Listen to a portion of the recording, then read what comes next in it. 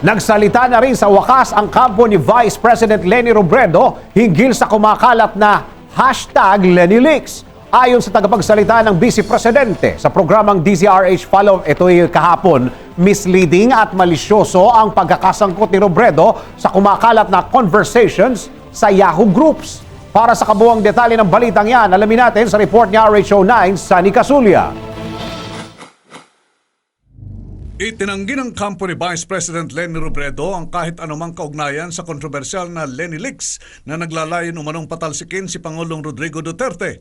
Ayon kay Georgina Hernandez, tagapagsalita ni Robredo, napakamalisyoso at misleading ng kumakalat na LeniLeaks dahil hindi naman umano pribado at sa katunayan na nakapublic pa umano ang pag-uusap o palitan ng mensahe ni na Loida Nicolas Lewis, isang philanthropist at ng isang Cornelio Natividad sa Yahoo Groups. Tungkol po sa bagay na yan, may mga ilang miyembro na rin po ng gabinete kasama si Secretary Esperon na nagsabi na hindi dapat pag-aksayahan ng government resources yung bagay na ito. At kung may dadagdag ko lang po, Dennis, kasi nabanggit na may di umanong email si Vice President Leni Robredo kay Loida Nicolas Lewis. Malinaw po namin na na sinasabi na hindi po yun totoo.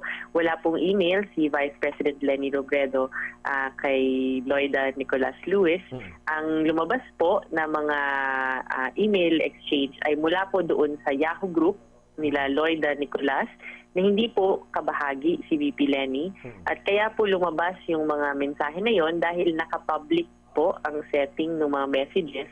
Kaya yung mismong pagtawag na LeniLeaks ay sa tingin ng aming kampo napaka-malisyoso at medyo misleading dahil wala po talagang leak na naganap. Bilang public naman po ang mga messages sa Yahoo Group na ito. RH9, Sunny Casulia, naglilingkod sa pagbabalita. I-like po ang page ng DZRH News Television para updated at i-share ang trending news na balitang ito para mas marami ang makabalita. At mag-comment para alam namin ang opinion mo.